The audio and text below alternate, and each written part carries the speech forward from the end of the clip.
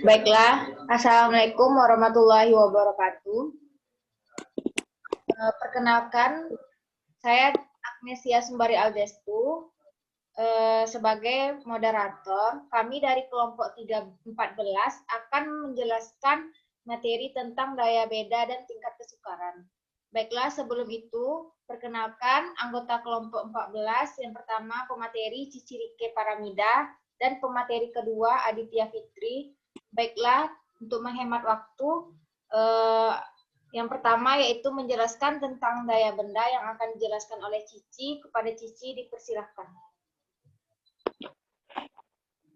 Baiklah, saya Cici Rike Paramida akan menjelaskan tentang daya beda. Daya pembeda soal adalah pengukuran sejauh mana suatu soal mampu membedakan peserta didik yang belum atau yang sudah menguasai kompetensi berdasarkan kriteria tertentu. Semakin tinggi koefisien daya pembeda suatu soal, semakin mampu soal tersebut membedakan antara peserta didik yang menguasai kompetensi dengan peserta didik yang kurang menguasai kompetensi. Menurut Arifin 2014.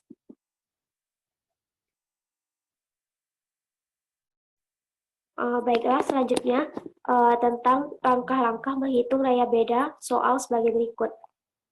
Yang pertama, buatlah ranking dari seluruh peserta tes. Yang kedua, kelompokkan peserta tes menjadi 2 kelompok berdasarkan peringkat skor tes. Yang ketiga, buatlah skor untuk masing-masing peserta tes. Yang keempat, 50% tes peringkat atas masuk kelompok A, sedangkan 50% peserta tes peringkat bawah masuk kelompok B. Yang kelima, masukkan kategori kelompok ke dalam masing-masing peserta tes. Yang keenam, masukkan rumus daya beda, yang mana rumusnya yaitu D sama dengan 2A dikurang B dibagi T.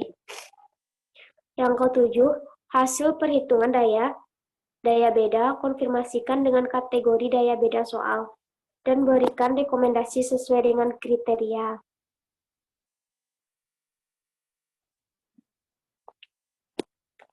Nah, berikut contohnya.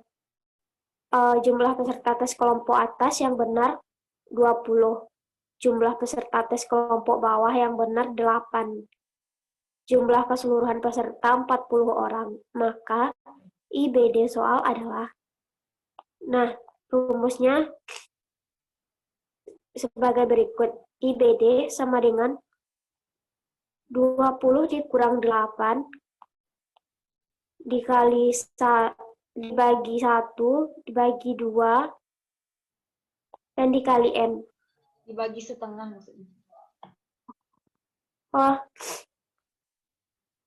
Baiklah, saya ulangi. IBD sama dengan 20 dikurang 8 dibagi setengah dan dikali N. Nah, berikut penjelasannya. 20 dibagi setengah dikali 40 jumlah peserta. Nah, sedangkan 20 dikurang 8, 12. Setengah dari 40 yaitu 20. Maka 12 dibagi 20, hasilnya 0,6.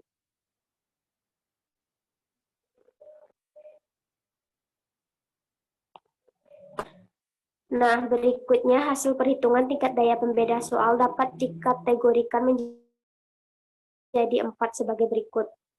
Yang pertama, 0,00 dikurang sampai dengan 0,20 yaitu kurang. Yang kedua, 0,21 sampai 0,40 dikategorikan cukup. Yang ketiga, 0,41 sampai dengan 0,70 kategori baik. Yang keempat, 0,71 sampai 1 kategorinya baik sekali.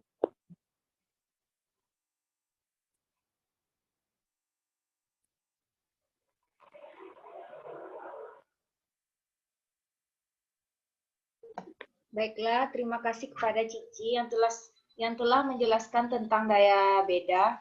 Jadi di sini kesimpulan tentang daya beda, kita lihat dari contohnya, hasil contoh dapat dihasilkan 0,6. Berarti kita lihat dari hasil perhitungan tingkat daya pembeda soal tersebut, maka dikategorikan menjadi baik karena 0,60 termasuk D sama dengan 0,41 sampai dengan 0,70. Sekian kesimpulannya. Materi selanjutnya akan dijelaskan oleh Aditya Fitri tentang tingkat kesukaran. Kepada Aditya Fitri dipersilakan. Terima kasih kepada moderator. Baiklah, saya akan menjelaskan materi mengenai tingkat kesukaran. Yang mana tingkat kesukaran itu merupakan suatu tes ditentukan dengan jalan melaksanakannya kepada suatu kelompok tertentu dalam keadaan-keadaan atau kondisi yang normal.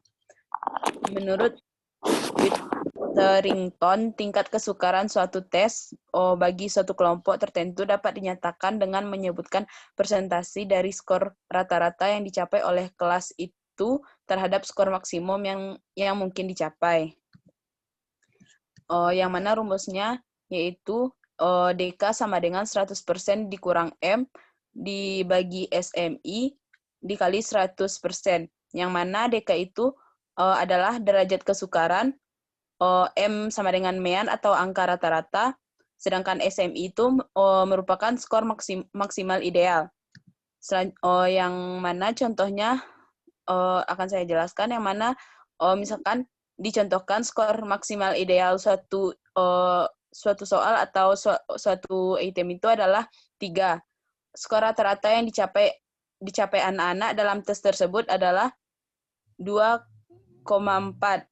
Dengan demikian, maka tingkat kesukaran daripada hasil tersebut dapat dicari sebagai berikut. Yang mana DK sama dengan 100% dikurang M dibagi SMI dikali 100%. Yang mana hasilnya 1005 dikurang 80%, hasilnya 20%. Nah, item tes yang baik ialah item tes yang mempunyai tingkat kesukaran sekitar 25% sampai 75%. Nah, dengan demikian, item dalam contoh di atas bukan merupakan item yang baik karena item itu terlalu mudah. Sekian materi dari saya kembalikan kepada moderator.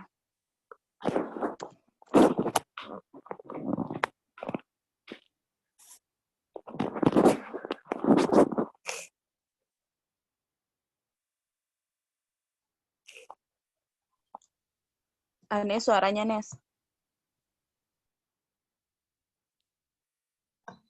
Baiklah, terima kasih kepada Aditya Fitri yang telah menjelaskan tentang tingkat kesukaran. Jadi kesimpulannya dari contoh yang telah diambil dan dijelaskan oleh Aditya Fitri bahwa item tersebut terlalu mudah karena tingkat kesukaran yang telah dicari sesuai dengan rumus mendapatkan 20%, sedangkan kriterianya item yang bagus itu dari 25% hingga 75%. Sehingga item tersebut terlalu mudah. Sekian penjelasan dari kelompok 13.